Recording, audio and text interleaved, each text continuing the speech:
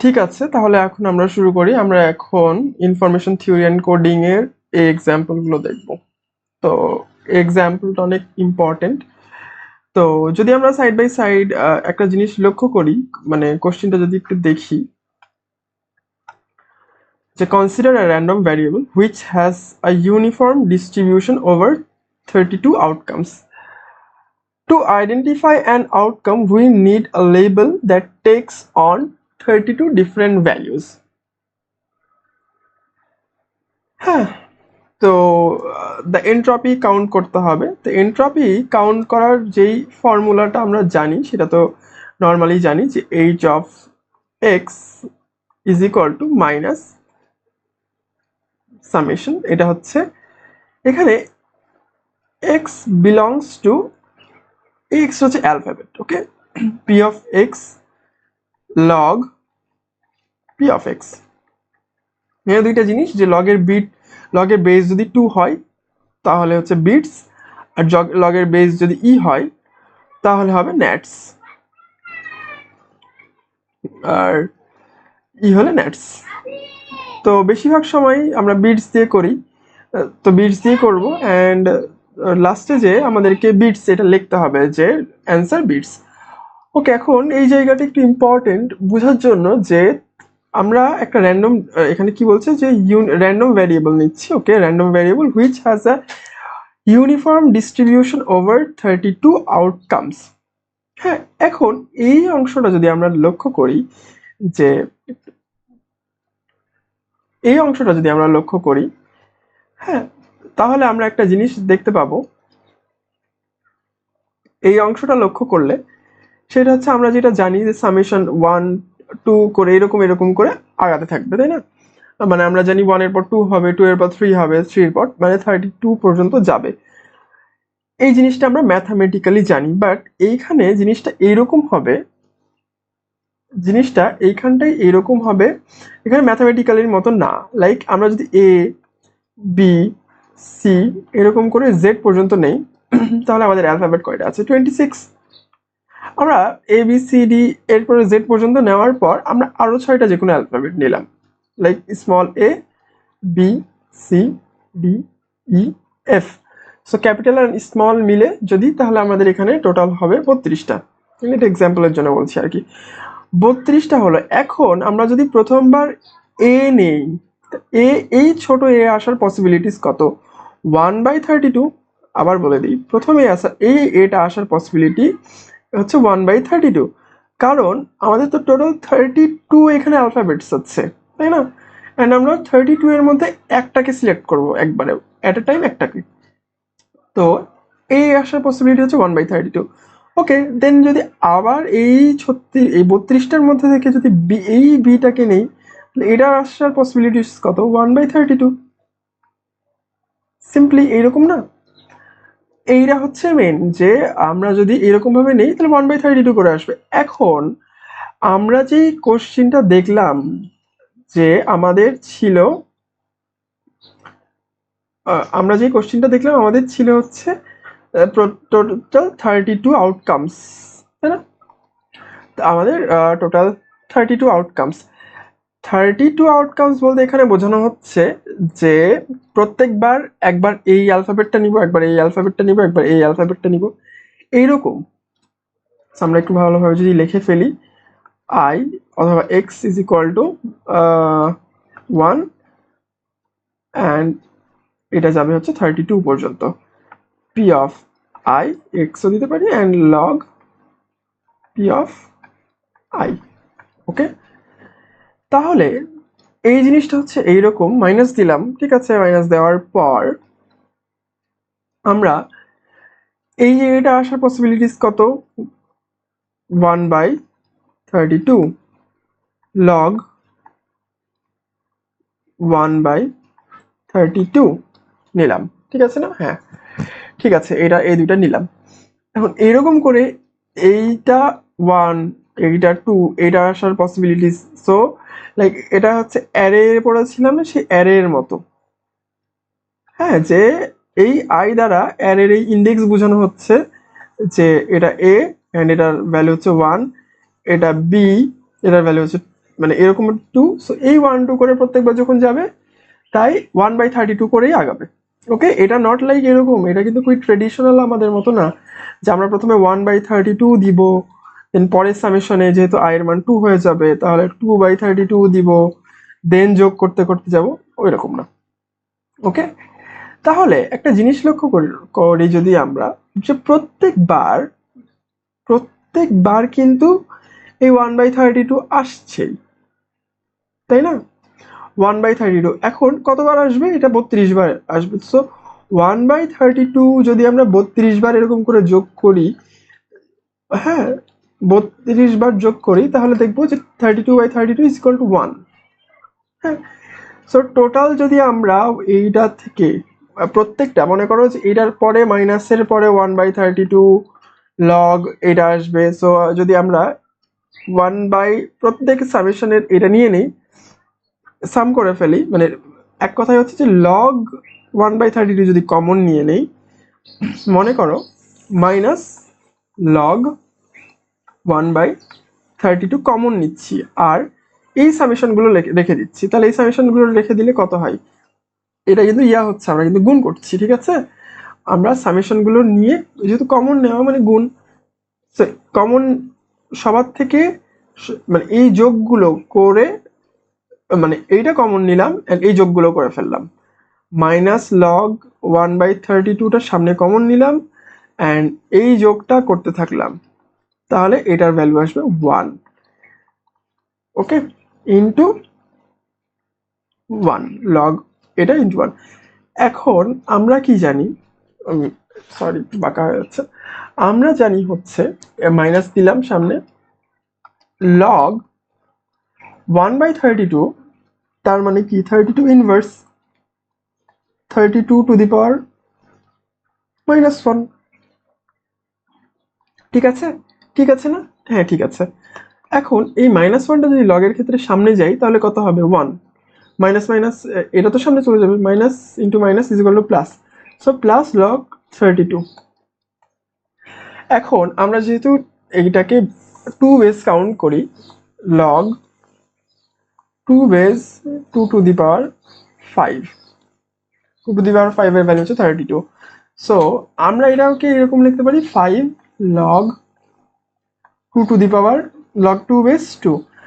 এইটুকুর value তো 1, তাই না? এইটুকুর ভ্যালু তো 1, এটার অ্যান্সার তাহলে 5 বিটস।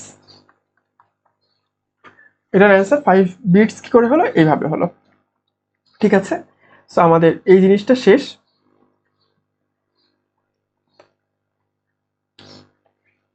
এবার আমরা হচ্ছে তারপরেরটা করব। তারপরেরটা যদি একটু লক্ষ্য করি, যেখানে কি দেওয়া আছে, সরি কি আসলো, যে সাপোজ ভ্যালুগুলো দেওয়া আছে অ্যান্ড এরকম করে 1/2 1/4 1/8 1/16 এরকম করে দেওয়া আছে। সো এইগুলোর যখন এন্ট্রপি বের করব, যেহেতু সামেশন দেওয়া আছে আর ডিরেক্ট এই ভ্যালুগুলোই দেওয়া আছে 1/2, তোমার এখানে দেখো that assume that the probabilities of winning for the 8 horses are, এখানে প্রবাবিলিটি ডিরেক্ট দেওয়া আছে, এখানে আমরা প্রবাবিলিটি বের করছিলাম 1/32 করে, এখানে ডিরেক্ট প্রবাবিলিটি দেওয়া আছে, সেই জন্য আমরা ডিরেক্ট এখানে বসিয়ে দিয়েছি।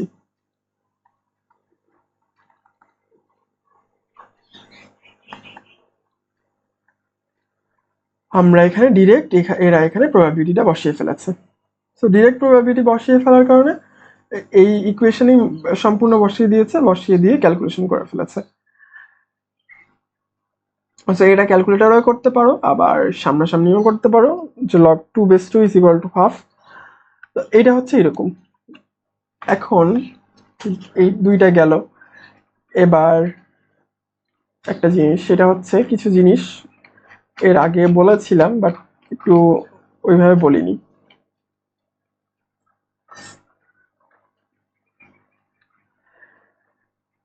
এই এক্সাম্পলটা যদি দেখি 2.1.1 let x is equal to 1 with probability of p 0 with probability of 1 minus p। এই কোশ্চেনটা কি আসে এন্ড কি করে আসে, এই কোশ্চেনটা কেন ইম্পর্টেন্ট আমরা একটু দেখে আসি, চলো। সো আমাদেরকে বলেছে যে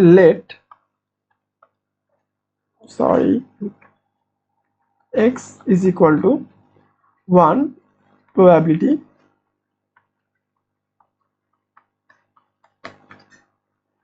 p and 0 probability হচ্ছে 1 minus p। এখন একটা জিনিস একটু যদি লক্ষ্য করো যে 1 minus p কেন হলো, এখানে 1 minus p কেন হলো, কারণ আমরা তো জানি কোনো কিছু টোটাল প্রবাবিলিটি কত, টোটাল হচ্ছে 1, টোটাল প্রবাবিলিটি 1, সেই কারণে যে এটা যদি p হয় এটা 1 minus p। এখন আমরা এনট্রপির ডেফিনেশন কি জানি, entropy h of x is equal to minus p of x log p of x। এখানে x belongs to alphabet, x হচ্ছে alphabet। এখন আমাদের এখানে কি কি আছে, 0 আছে and 1 আছে, দুইটা অ্যালফাবেট আছে। তাহলে যখন যখন অ্যালফাবেটটা 1 তখন প্রবাবিলিটি হচ্ছে p। তাহলে কি দেওয়া আছে একটু দেখে আসি, চলো তো বইয়ে। p of p, probability p দেওয়া আছে, তাহলে সো p of x এর ভ্যালু হচ্ছে p log মাইনাস এখানে একটা p log p, এটা 1 এর জন্য প্রবাবিলিটি। আর p of x probability of x 0 এর জন্য হচ্ছে 1 minus p log 1 minus p। এটা হচ্ছে দেওয়া আছে, হয়ে গেল এটা এই পর্যন্তই শেষ। এই পর্যন্ত শেষ হয়েও হলো না শেষ, এটা হচ্ছে এখানে। এটার পর আমরা এখান থেকে এই জিনিসটা মানে কনসিডার করতে পারি। কি করে কনসিডার করতে পারি, একটু যদি আমরা দুইটা সাইড বাই সাইড দেখি, এক মিনিট, দুইটা যদি সাইড বাই সাইড দেখি, সো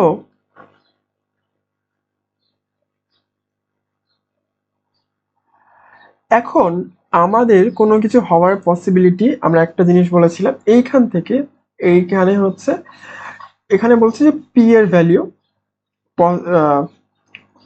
পসিবিলিটিস এন্ড এটা হচ্ছে এনট্রপির ভ্যালু। আমরা একটা জিনিস বলেছিলাম যে এনট্রপি যখন আমাদের আমাদের যখন পসিবিলিটিস, কোনো কিছুর পসিবিলিটি 1 অথবা পসিবিলিটি 0 হবে, তখন আমাদের এনট্রপি 0 হবে এন্ড আমাদের কাছে ইনফরমেশন 0 হবে। কি করে 0 হচ্ছে, এটা একটু নোট দেখলে, নোটের পিডিএফ দেখলে বুঝতে পারবা।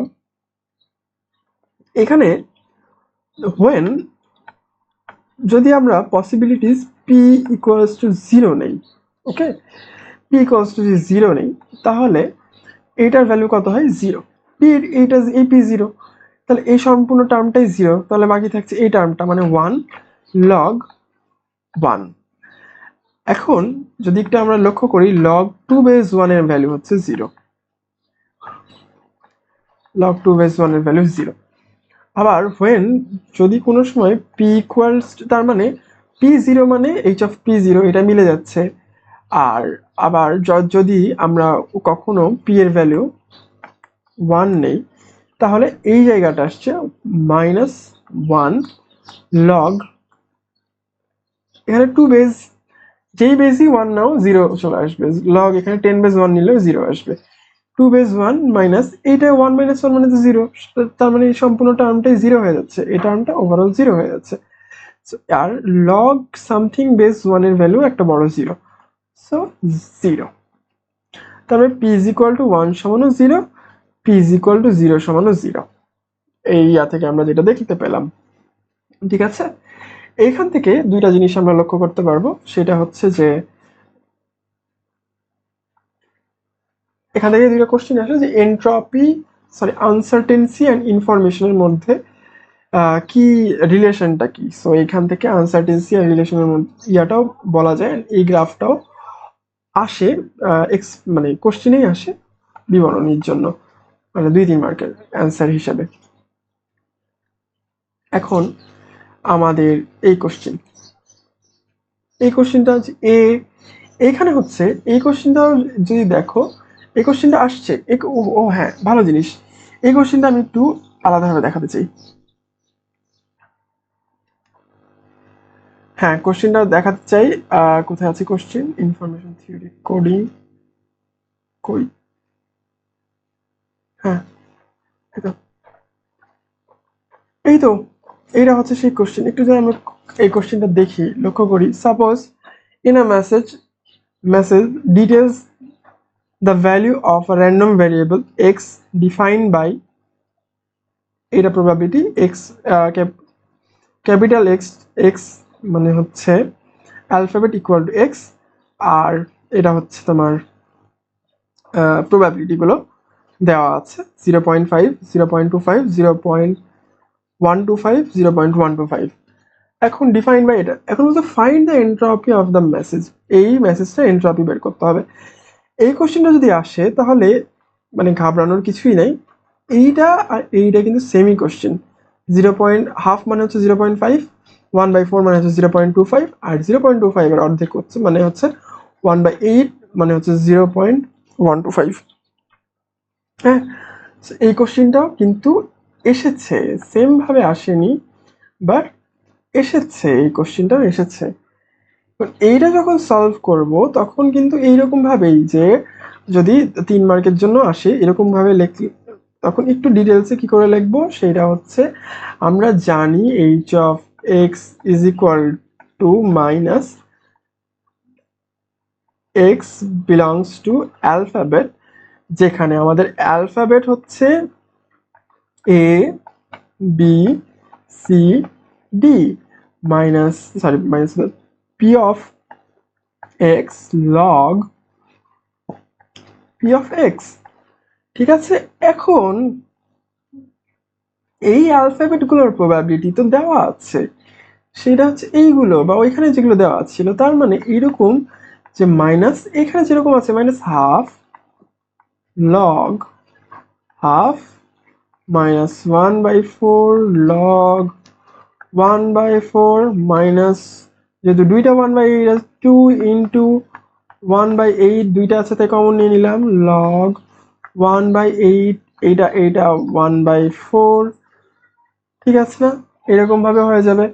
সো মেইনলি কি হবে, যদি আর একটু ক্যালকুলেটর না করে ডিরেক্ট করতে চাই, মাইনাস নিলাম, এই লগ হাফ, এই মাইনাসটা প্লাস হয়ে গেল কারণ এই দুইটা উপরে চলে গেল, এন্ড লগ 2, এখানেও 2 আর এইটা উপরে যাওয়ার কারণে 2, সরি ভেঙে দেখায়, হাফ লগ 2/2, এখানে একটা মাইনাস ছিল সেই মাইনাসের সামনে এসে প্লাস হলো, সেম ভাবে প্লাস হবে। কার জন্য প্লাস হবে? এই 4 এর জন্য। 4 মানে হচ্ছে 2 লগ 2/2। এটা কি করে হলো বলি, 2 4 4 মানে হচ্ছে 2 স্কোয়ার, 2 এখানে নিলাম, এটার মাথার উপর স্কোয়ার ছিল, এই স্কোয়ারটা সামনে চলে আসলো, তো এখানে হাফ, এটার মান হচ্ছে 1, এটা হাফ, এইভাবে চলে আসছে। এটা 1/4 আছে, এখান থেকে 3 আসবে সামনে, সো এইভাবেই। ঠিক আছে না, তাহলে এই এক্সাম্পলটাও শেষ হয়ে গেল। আমি চাই, তোমার কিন্তু ক্যালকুলেটর নিয়ে ভুল হয়, তো আমি চাই যে তুমি এই সব জিনিস মানে একটু বেশি প্র্যাকটিস করো।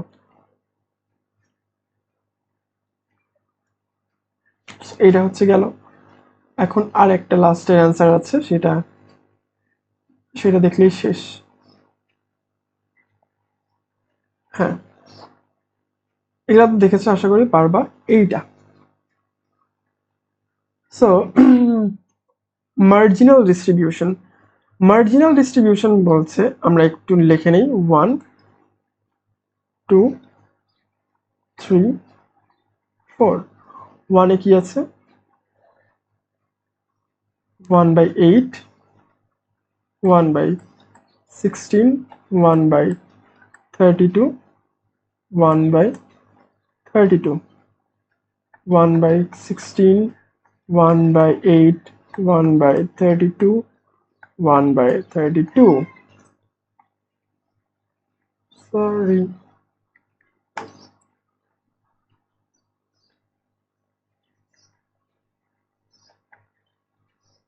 1/16, 1/16, 1/16, 1/16, 1/4, 0, 0, 0.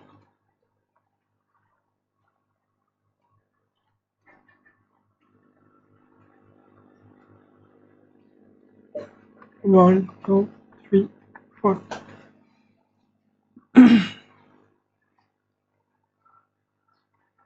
Marginal distribution. এখন এই জায়গাগুলো ক্যালকুলেটরে করার দরকার নাই, মুখে মুখে করবা। ক্যালকুলেটরে করলে বেশি সময় লাগবে তুলা হিসাব করা। এই সাইডে যেটা মানগুলো পাবো, এই সাইডের মানগুলো হচ্ছে আমার y এর ভ্যালু, মানে বড় y এর ভ্যালুগুলো এই দিকে যেগুলো পাবো। সো এই যেগুলো যখন যোগ করব সেটা হচ্ছে 1/32 ইন্টু 1/30 যোগ 1/32। সো লসাগু তো 32 হচ্ছে, আর এই ওয়ান যোগ হয়ে যাবে কারণ লসাগু সেম। তার মানে 2/32 মানে কত? 1/16। এইটা কি হচ্ছে? 2/32 হয়ে যাচ্ছে। এই মানে 1/16 সেম। এই 1/16 আর এই 1/16 2/16, তার মানে কত হচ্ছে? 2/16 মানে 1/8। এই 1/8 আর এখানে যে 1/8টা আসছে সেইটা হয়ে যাবে আমাদের 1/4। এই ভ্যালুটা আসবে 1/4। হ্যাঁ, এই ভ্যালুটা আসবে 1/4। সেম ভাবে এই এখানে হচ্ছে 2/32 ইজ ইকুয়াল টু 1/16। এই 1/16 আর এই 1/16 যোগ করব, তার মানে তাহলে কত হচ্ছে? এইটা আর এইটা, তাহলে কত হচ্ছে? যে 1/16 1/16, তাহলে 2/16, তার মানে 1/8। এই 1/8 আর এই 1/8 যোগ করলে কত হবে? 2/8 ইজ ইকুয়াল টু 1/4। 1/4 এরকম ভাবে লিখবা। এখানে এই দুইটাকে করব, এইটা আর এইটা। এটা কত করলে কত হবে? 2/16, 1/8। এই দুটাকেও করলে কত হবে? 2/16 মানে হচ্ছে 1/8। এই 1/8 এই 1/8 হচ্ছে 2/8, 1/4। সো 1/4, এই 1/4 ডিরেক্ট 1/4। সো এইচ এর সরি y এর ভ্যালু এগুলো পেয়ে গেলাম। হ্যাঁ, y এর ভ্যালু এই কয়টা পেয়ে গেলাম। এখন এই জিনিসগুলো যদি করি, এবার